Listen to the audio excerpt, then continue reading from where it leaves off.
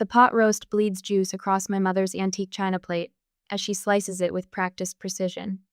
Steam curls up in delicate wisps, carrying the scent of rosemary and thyme through our pristine Ohio dining room. Brooke's favorite. Always Brooke's favorite.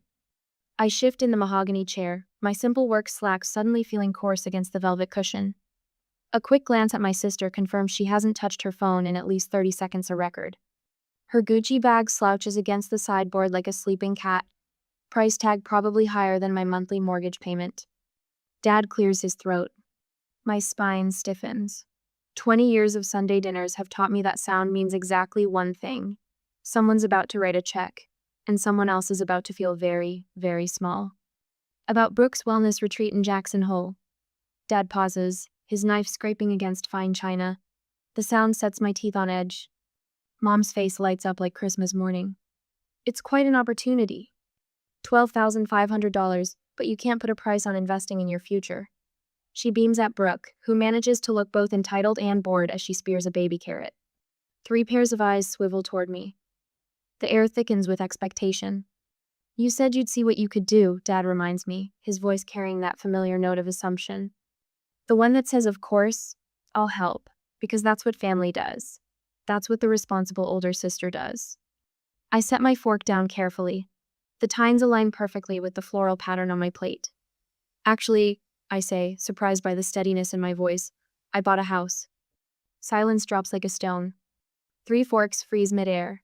Mom's gravy ladle hovers above the boat, a brown droplet trembling on its edge. You what? Mom whispers. I bought a house, I repeat. Closed last Tuesday. The gravy drop falls, splattering dark across the cream tablecloth. Nobody moves to clean it. But, Dad's face reddens. The retreat money. You promised. I never promised. The words come out sharp, surprising me. You assumed. Brooke's phone chimes. For once, she doesn't reach for it. How could you? Mom's voice turns to ice. Every syllable drips with disappointment. You're choosing failure over family. The word failure triggers a flash. My 16th birthday. Store-bought cake from Kroger. My name spelled Camille in waxy blue frosting. 2 weeks later, Brooke turned 16. She got a brand new SUV and a country club party with a live band. Another flash. College graduation. Me, standing awkwardly in my gown while Dad fumbled with a disposable camera. Brooke's ceremony the following year. Professional photographer, champagne reception, pearl necklace gleaming against her skin. The state writing contest surfaces next me proudest moment turned small. Don't let it go to your head, Camille. Writing's a hobby, not a career. I stand up. My chair scrapes against hardwood, the sound like nails on a chalkboard. I have to go. Sit down, Dad commands. We're not finished. But I am. 20 years of Sunday dinners, of swallowing my words along with Mom's pot roast, of watching Brooke shine while I fade into wallpaper, 20 years of almost being good enough. The house needs work, I say, reaching for my purse. Lots of work, but it's mine. All mine. Mom's lips press into a thin line. You'll regret this. I pause at the dining room door looking back at my family tableau. Dad's rigid anger. Mom's theatrical grief. Brooke's calculated indifference. No, I say softly. I don't think I will. The next morning, my phone buzzes with notifications. Removed from the family group chat. Read receipts on my texts, but no responses. Sunday dinner invitation for next week conspicuously absent. I'm not blocked, just erased, like a pencil mark that didn't quite fit the picture. My finger hovers over Mom's contact. One call could fix this. One apology, one promise to do better, one more piece of myself sacrificed on the altar of family harmony. Instead, I open my photos. Scroll to the picture of my new house peeling paint. Crooked shutters, broken steps, and all. It's ugly, it's messy, it's real. And it's mine. I delete my family's numbers. A week later, the realtor's Ford F-150 kicks up gravel as she pulls away, her expression still frozen in that peculiar mix of concern and judgment. I catch her checking her rearview mirror one last time, probably wondering if she should call someone about the crazy woman who just bought this wreck for $1,200. I turn to face my new home. In the golden hour of Kentucky sunset, Broken windows wink behind their makeshift plastic coverings, rippling in the breeze like forgotten laundry.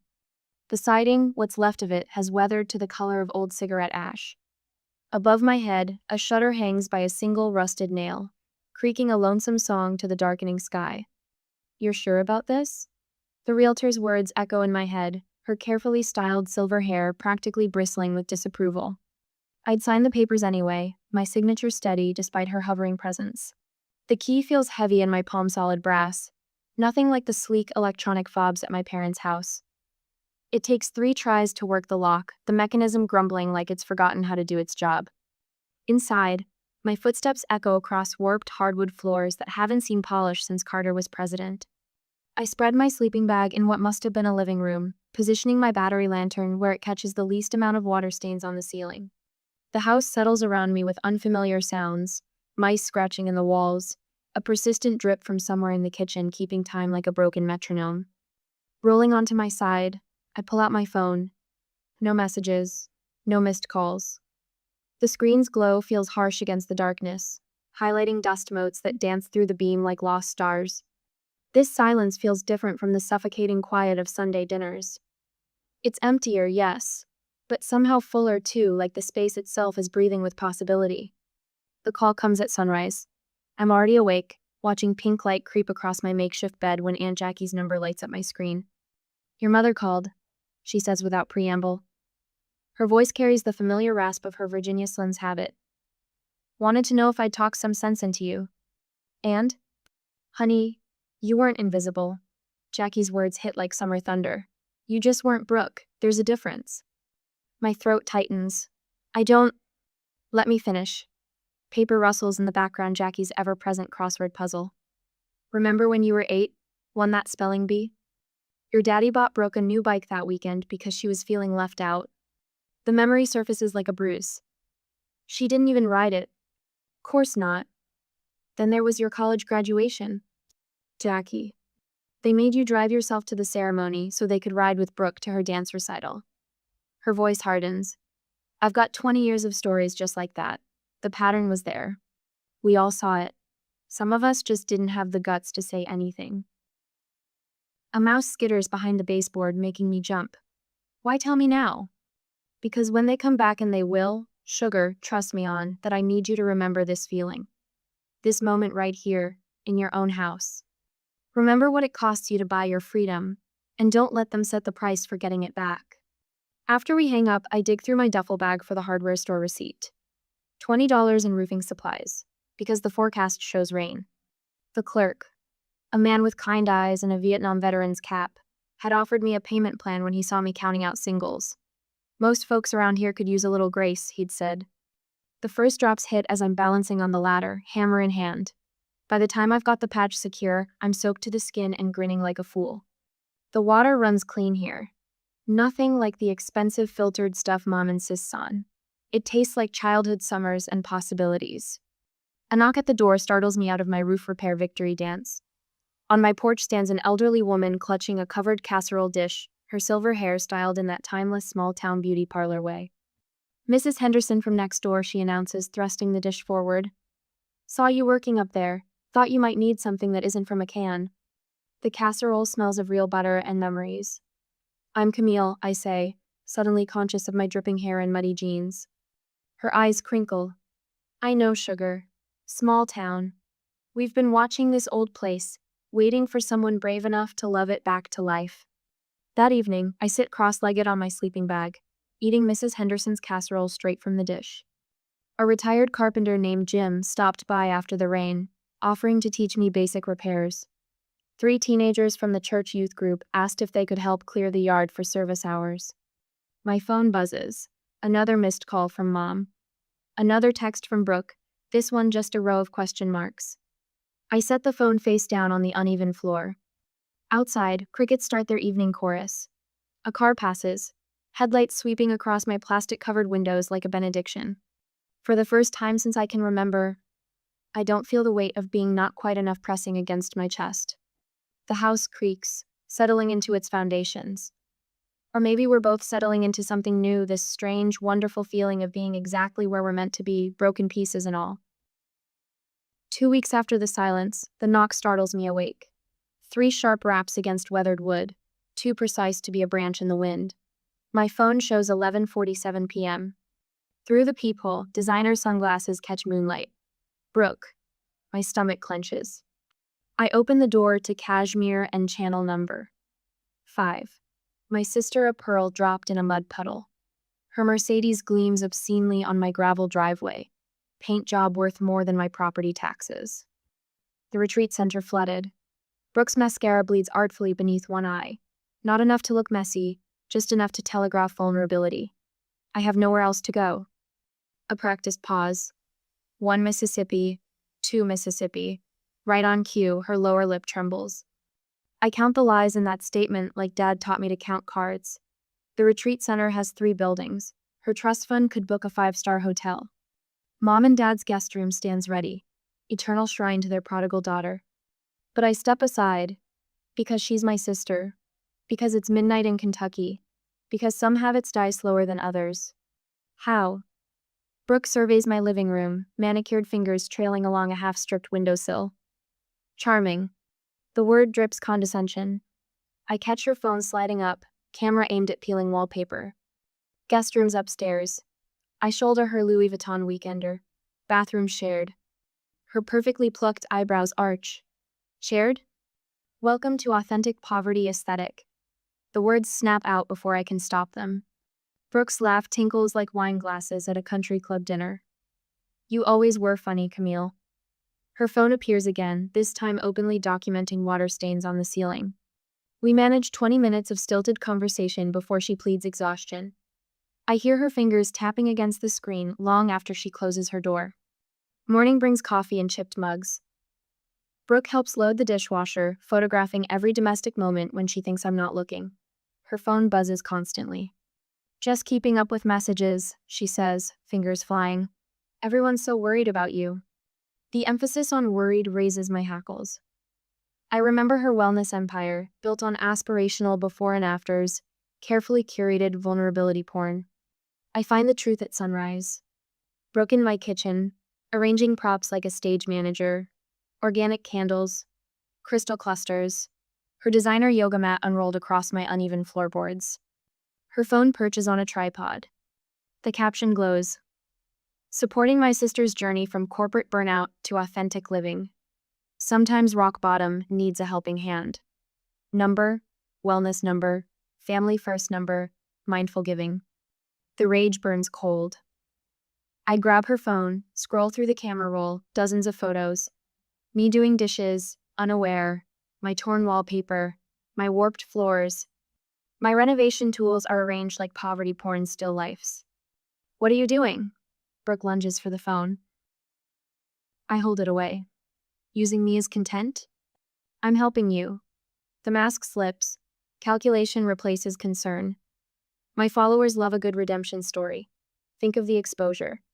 Exposure? The word tastes like copper. Like when you posted about Mitchell's divorce? Or cousin Sarah's rehab? That was different. Steel enters her voice. They needed intervention. Look at you, living like this. Living like what? My voice stays quiet. Like someone who owns her home? Who built something real? Real? She laughs. This dump? You're throwing your life away to prove some point. I delete her photos. One by one. Her precious content disappearing like morning mist. You don't get to make me your backdrop. Each word lands like a hammer strike. Not again. Tears well up, right on schedule. I was trying to help. No. The certainty feels like armor. You were trying to harvest me. She's gone within 15 minutes. Mercedes kicking gravel like machine gun fire. No apology. Just entitled fury at being caught. The email arrives that afternoon. Forwarded by someone on the Regional Wellness Funding Committee. Brooke's grant application sprawls across my screen, complete with unauthorized photos of my house. Of me. Using my own lived experience with family trauma, I propose a 3-month residential program focused on healing generational patterns of scarcity mindset. My renovation journal becomes documented evidence of internalized poverty. My independence transforms into a cry for intervention. My home warps into a case study in desperate need. The photos seem darker somehow, Angles chosen to emphasize decay, captions spinning my piece into pathology. A note from the committee member: "We were concerned about consent, thought you should know."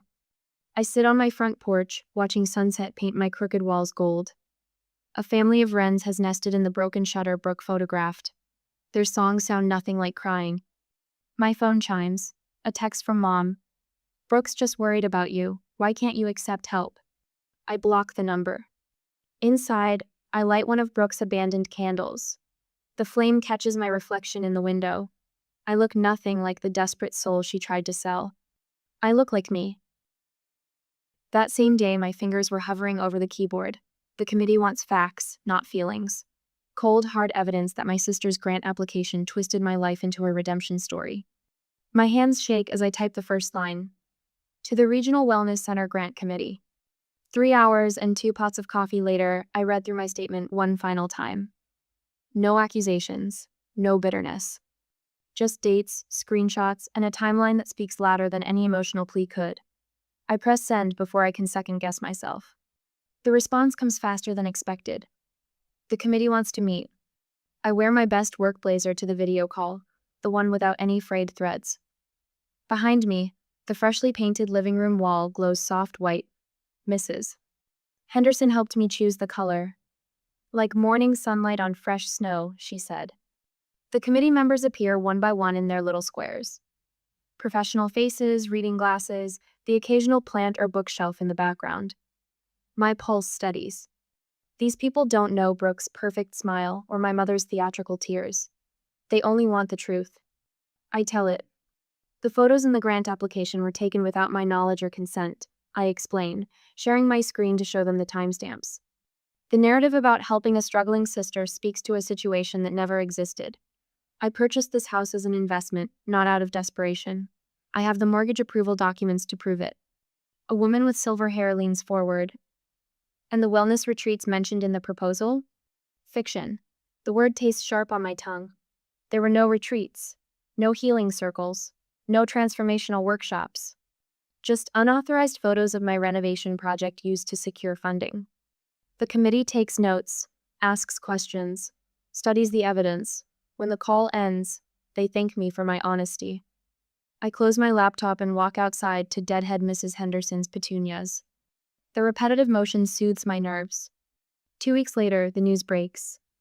Brooke's sponsorship pulled. Grant rescinded.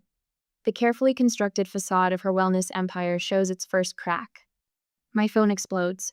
Not with family calls those stopped months ago, but with messages from strangers. Women sharing stories of similar exploitation. Photo ops disguised as friendship. Vulnerability marketed as content. Each message chips away at Brooke's carefully curated image. Mother launches her counteroffensive. She works the phones like a general commanding troops, spinning stories to mutual friends about my jealousy, my instability, my ingratitude. The whispers reach me through Aunt Jackie. She's telling people you had a mental breakdown, Jackie reports during our weekly call. Says that's why you bought that dreadful house and turned against the family. I snort, brush paint from my overalls. Dreadful house paid for itself with the Airbnb suite last month. A week later, Father takes a different approach. He shows up at my office, all Brooks Brothers suit and corporate authority. My boss turns him away. Later, she calls me into her office. "Everything okay?" she asks. I think about the half-finished kitchen cabinets waiting at home. The evening writing workshop I'm starting at the library. The neighbor kids who help me weed the garden in exchange for popsicles and storytelling. Better than okay, I say. In the next few days, the local paper runs a feature on the house restoration. "Historic property gets new life," reads the headline. The reporter takes pictures of the original hardwood floors, now gleaming. The rebuilt front porch with its handmade swing. The community garden sprouting in the side yard. I host my first potluck in the renovated kitchen. Mrs. Henderson brings her famous potato salad. Jim the carpenter contributes venison stew. The library teens who attend my workshop arrive with slightly burned brownies and nervous smiles. We eat, laugh, share stories. Not one person asks about my family. The high school guidance counselor invites me to speak to the senior class about alternative paths to success. Standing at the podium, I see myself at 17. Quiet, uncertain. Measuring every choice against someone else's expectations. Success isn't a straight line, I tell them. Sometimes it's a crooked path that leads exactly where you need to go. A girl in the back row raises her hand. Did you lose friends when you chose your path? I lost people who were never really friends, I answer. But I found my real community. The text from Brooke arrives that evening. My phone screen lights up with her message. Having a rough patch. Can we stay at your place? Just until things settle down. No acknowledgement of the grant situation. No apology for the exploitation. Just the same old assumption that I'll set myself on fire to keep her warm. I set the phone down without responding. Outside, crickets chirp their evening chorus. The porch swing creaks gently in the breeze. From next door, Mrs. Henderson's wind chimes play their random symphony. I pick up my journal, the real one, not the sanitized version Brooke photographed for her social media, and begin to write. My story, my truth, my quiet revolution. The phone buzzes again, and again, and again. I let it ring. The next day, the Mercedes SUV crunches over my gravel driveway like a tank rolling into enemy territory. My parents' Lexus slides in behind it, boxing me in. Through my kitchen window, I watch them emerge, Dad in his Sunday suit, Mom clutching her leather portfolio like a shield, Brooke hiding behind oversized Chanel sunglasses. Mrs. Henderson peers over the fence, watering can frozen mid-pour above her tomatoes. I wave to let her know I'm okay. She nods but doesn't leave. The knock comes 3 times. Sharp, authoritative, Dad's banker knock. I open the door and lean against the frame, work boots crossed at the ankle. You should have called first. Family doesn't need an appointment. Mom pushes past me, portfolio tucked under her arm. Her eyes scan my living room, fresh paint, refinished floors, handmade curtains. Her lips purse. We need to discuss this situation like adults. The situation. I shut the door behind them. You mean me refusing to fund Brooke's latest scheme? Unity. Dad settles into my grandmother's restored armchair. Family unity is what matters now. Brooke slumps against the wall, phone in hand. Her fingers twitch toward the screen every few seconds, but she doesn't pick it up. Progress, I suppose. Mom dabs imaginary tears with a monogrammed handkerchief. We've always supported each other. That's what makes us strong. Always. I walk to my desk and pull out a manila folder. Inside, 20 years of receipts, bank statements, and photographs tell a different story. Let's talk about support. The papers spill across my coffee table. Brooke's sweet 16-party invoice next to my Kroger cake receipt. Her college tuition statements beside my student loan documents. Her first car purchase agreement against my bus pass. What is this? Dad's face flushes. Evidence. I lay out more papers. Here's the statement showing you emptied my college fund for Brooke's freshman year apartment. Here's the email where you promised to match my down payment, then gave the money to her wellness center instead. Mom's handkerchief trembles. We had our reasons. Here's my favorite. I hold up a photo. My state writing award ceremony. Empty chairs where you should have been. But look, here's Brooke's Instagram post from that same day. You're all at her volleyball game. That's ancient history, Brooke snaps. Then let's talk recent history. I pull up emails on my laptop. Your grant application using my inspiring story of struggle without permission. The investors you brought here for poverty tourism. The GoFundMe you started in my name. You never amounted to anything. Dad surges to his feet. The words explode from him like a long-held breath. We invested in the sure thing. Brooke had potential. The room goes still. Mrs. Henderson's watering can clatters against her fence. The sound makes Mom jump.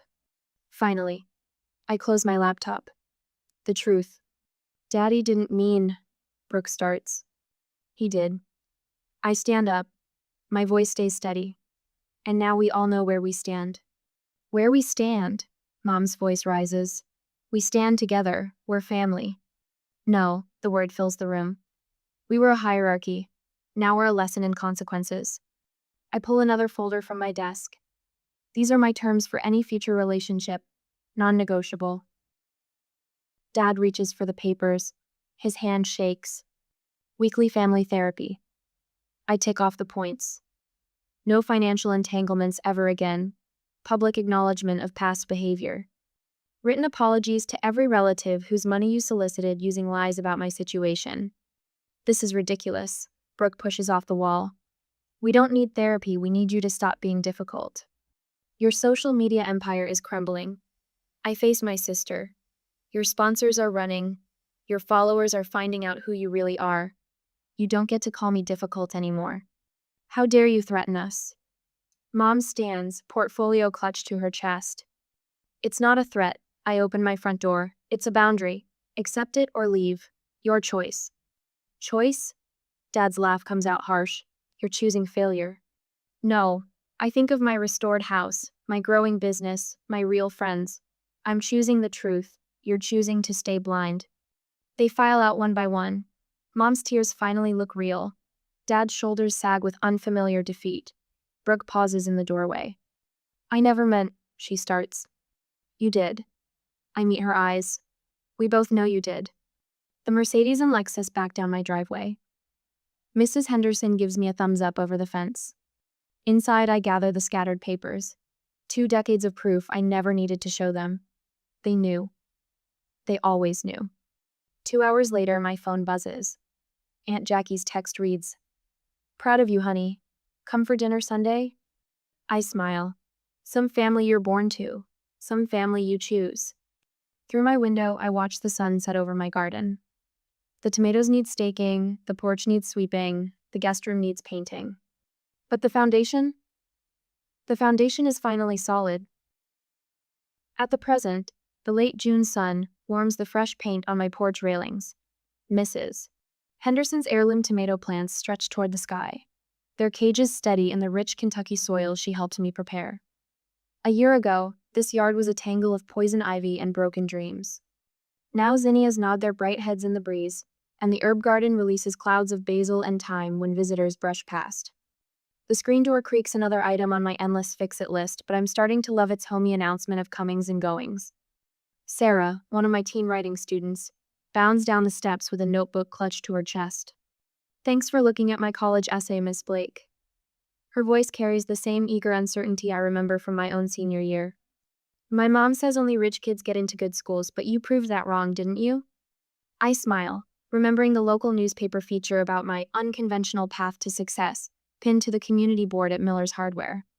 There's more than one way to measure success, Sarah. Remember that when you're writing. She waves as she heads down the gravel drive, past the restored flower beds where my writing group meets on sunny afternoons. 6 months ago, they were strangers dropping off casseroles. Now they're family in all the ways that matter. My phone buzzes. Aunt Jackie's text fills the screen. Your mother asked about you at Bridge Club, said she misses Sunday dinners. The old anxiety flutters, but it doesn't take root like it used to. I type back. Having my own dinner tonight, you're welcome to come. A shadow falls across the porch. Jim, the retired carpenter who taught me everything from proper paint stripping to self-respect, settles into the Adirondack chair he helped me build. His arthritis makes Thursday lessons harder now, but he still shows up with coffee and wisdom. Mail came, he says, handing me a cream envelope. Fancy paper, must be important. The return address hits like a punch to the gut. My parents' perfect penmanship, their proper Ohio address. Inside, heavy cardstock announces another Sunday dinner invitation, complete with a handwritten note about healing old wounds and family obligations. Jim watches my face. Bad news? Old news. I tuck the invitation into my back pocket. They're still trying to fit me into their picture frame. A truck rattles up the drive Carlos from the hardware store, delivering supplies for next week's teen writing workshop. The bed of his pickup overflows with donated notebooks and pens, proof that success isn't measured in designer labels or country club memberships. Where do you want these, Camille? He grins, proud of his contribution to our little community project. Workshop room, I call back. The former dining room now hosts twice-weekly sessions where local kids learn to tell their stories. No crystal chandelier, no antique china, just honest words and real connections. Inside, I find the photograph I keep meaning to frame. 6-year-old me in a crooked paper crown, before I learned to measure my worth in Brooke's accomplishments. My smile is pure sunshine, unweighted by expectations. The doorbell chimes, the new one I installed myself, its tone warm and welcoming. Lucy Henderson, following her grandmother's tradition of evening check-ins, stands on the porch with a basket of fresh vegetables. Graham sent these over. Says your garden's coming along nice, but you still need feeding up. She peers at my face. You okay? You look like you're thinking hard thoughts. I touch the invitation in my pocket. Just remembering something your grandmother told me last fall about how some people build walls and call them homes, while others build tables and call them family. The evening fills with the sounds of screen doors and gravel crunches as my neighbors arrive for our weekly potluck. Katie from the library brings her famous cornbread. Tom, the high school janitor who taught me about proper floor restoration, arrives with his husband Steve and a casserole that puts my mother's pot roast to shame. My rescue dog Pearl trots out to greet each arrival, her tail wagging in approval. She came from the county shelter the same week Brooke started her new job at the mall, both of us giving second chances to souls others had written off. I unfold the picnic table Jim helped me build, its surface scarred with coffee rings and pen marks from countless writing sessions. Someone starts stringing lights between the porch posts. Music drifts from portable speakers, not the classical selections my mother insisted on, but warm country ballads that feel like summer nights and freedom. The invitation sits heavy in my pocket. I pull it out one last time, reading between the lines of my mother's careful script. We miss what we had, it seems to say. But they miss the old Camille, the one who made herself small to fit their expectations. Pearl bumps my hand with her nose, reminding me it's time to feed her. In the kitchen, I find my journal open to this morning's entry. They called it trash. I called it home. Success isn't what they think, it's knowing you belong exactly where you are. The truth of those words settles in my chest as I watch my chosen family gather around the yard. Mrs. Henderson arranges her deviled eggs next to Carlos's homemade salsa. Sarah helps Jim into a comfortable chair, while Lucy strings more lights across the garden arch. I take out my phone and compose a response to my parents' invitation. Thank you for thinking of me. I've built my own table now. Then I step out onto my porch, with its fresh paint and creaky screen door, and join my real family under the Kentucky stars. Someone passes a plate of Lucy's grandmother's cornbread. Talk and laughter mix with firefly light and cricket song. This is success. Not a designer handbag or a wellness retreat, but the solid feel of home-built furniture under my hands. Not Sunday best china and forced conversation, but paper plates and honest words. Not the family I was born to, but the one I chose, board by board and truth by truth. I look around at these faces, each one a chapter in my story of becoming. They don't care what car I drive or how much my shoes cost. They care that I show up, that I listen, that I build tables big enough for everyone who needs a place to belong. The stars emerge above my restored roof. Pearl settles at my feet, content. Tomorrow I'll host another writing workshop, edit another chapter, plant another row of Mrs. Henderson's tomatoes. Small successes, invisible to my family's measuring stick, but solid as the foundation beneath my feet. This is what winning really looks like. Not a competition, but a communion. Not a retreat, but a homecoming. One authentic moment at a time, under a sky wide enough for all our dreams to grow.